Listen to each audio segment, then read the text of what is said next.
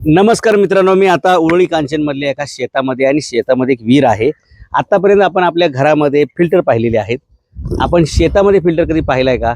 नाही. आपल्याला घरात जे पाणी वाटतं की आपल्या बॉडीसाठी, आरोग्यासाठी फिल्टर पाणी असावं आणि मग आपल्याला ते आरोग्य मिळतं बरं का. आता खरं खोटं ते देव जाणे किती असते ते.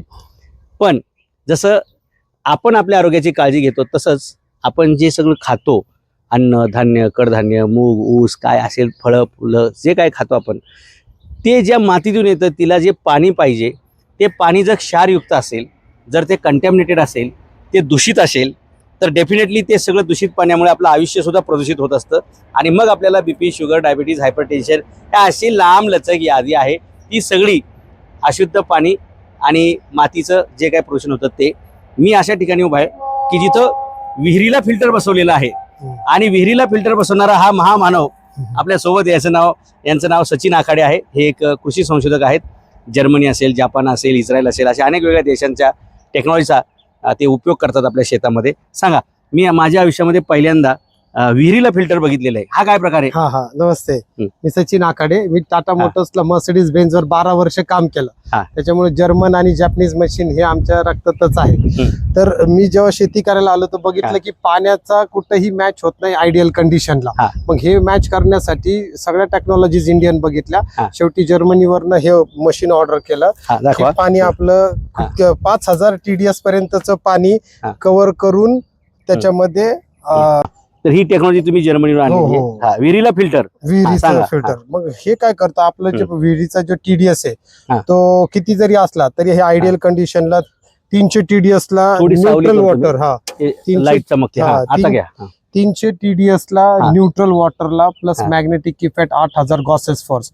मग ही कंडिशनाइज्ड वॉटर हे पिकांना डायरेक्ट त्यातले जे क्षार आहेत ते व्हॅलेन्सीज मध्ये ब्रेक करून 1000 टाइम्स एक पार्टिकल ब्रेक करून त्या पाण्यातल्या क्षारांचं डायरेक्ट खतच बनवतोय. ओके. वेगळी गरजच नाही. आणि हे पाणी जेव्हा आपल्या जमिनीत गेलं की बाइंडर म्हणून जे क्षार असतात ते जमीन आपली कॉन्क्रीट सारखी कडक करते. तर ते व्हॅलेन्सीज तुटल्यामुळे आपली जमीन हे एकदा जरी पाणी दिलं तर आपली जवळपास 1-1.5 फूट आहे ना जमीन चहा पावडर तयार होती 5 दिवसामध्ये. ओके. म्हणजे पाण्यामध्ये जे आयोनिक स्ट्रक्चर आणि ह्याच्यातले जे फिजिकल केमिकल बाइंडिंग स्ट्रक्चर ह्याच्या मागं फार मोठं फिजिक्स आहे. मग हे पाणी मला तर कुठंच दिसलं नाही चांगल्या कंडिशनला. म्हणजे शेती करताना एवढा खर्च आपण ट्रॅक्टर आणि बिक्टर सगळ्या करतो, त्याच्या आधी सगळ्यात इम्पॉर्टंट हे पाण्याचं कंडिशनाइज बसवा. आणि ह्याच्यामुळं कितीतरी किलोमीटरच्या पाईपलाईन क्षारांमुळे चोक होतात, ड्रीप चोक होतात. हे काही होणार नाही. याची निग्लिजिबल प्राइस आहे, याची 100 वर्ष लाईफ आहे. आणि फळांची साईज सुद्धा 25 ते 30% त्याला मोठी साईज करते, मॅग्नेटिक इफेक्ट देते, रोगांचं हे करते. म्हणजे हे मिरॅकल 8वा अजूबा आहे शेतीमधला हा.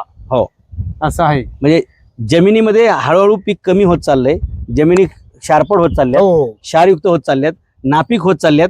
त्याच्यावर पर्याय म्हणजे जसं आपण शुद्ध फिल्टर पाणी पितो, आपल्या आरोग्याची काळजी घेतो, जमिनीची सुद्धा आपण काळजी घेतली तर उद्या जो खतांवरचा खर्च लागतो हे पाणी म्हणजेच खत आहे. वरून तुम्हाला फवारणी काय लागणार नाही. आणि शेतकऱ्याचं जे काही अवलंबित्व आहे, रासायनिक फवारणी, रासायनिक खत, बियाणे सुद्धा विकत, हे सगळं खर्च कमी होईल, माती पुन्हा सुपीक होईल आणि हे पाणीच त्या शेतीला ज्यावेळी खत म्हणून मिळेल, डेफिनेटली तुम्हाला त्या शेतीमध्ये एक नंदनवन फुललेलं पाहायला मिळेल. आणि ते महाराष्ट्रातील प्रत्येक शेतकऱ्याच्या शेतामध्ये असं नंदनवन फुलावं म्हणून असं जर्मनी, जापान, इस्रायल अशा टेक्नॉलॉजीचा अभ्यास करणारा हा इंजिनियर आहे. आणि पहिल्यांदा तुम्ही आयुष्यात बघितलं असेल की विहिरीला फिल्टर बसवलेला माणूस. कारण जर पाणी फिल्टर झालं नाही तर तुमच्या शेतीमध्ये काही उगवण्याची शक्यता नाही. जे उगवेल ते सगळं केमिकल युक्त असेल, खाण्याच्या लायक नसेल, त्याची क्वालिटी खराब असेल. इथं मात्र जमिनीचा पोत सुधारला जाईल, जमिनीचं जे काही सत्व आहेत ती मेंटेन केली जातील आणि पाणी हेच खत होईल. तुम्ही सुद्धा तुमच्या शेतामध्ये असा प्रयोग करून बघा.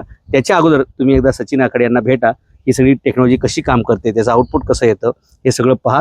जरूर तुम्हाला तुमच्या शेतांमध्ये काही लाख रुपयाचं उत्पादन तर मिळेलच मिळेल, पण शेती जी पुढच्या पिढीला आपण जे वाळवंटच करून हातात देणार आहोत ती वाचेल आणि आपल्याला काही पिकं घेता येतील. आणि भविष्यात लक्षात घ्या, आपल्याकडे खाण्यासाठी भरपूर डेटा आहे, खाण्यासाठी आपल्याकडे भरपूर म्हणजे पैसा आहे, पण आपल्याकडे अन्न नसेल त्यावेळी मात्र या शेतीची किंमत आपल्याला खूप काही कळलेली असेल.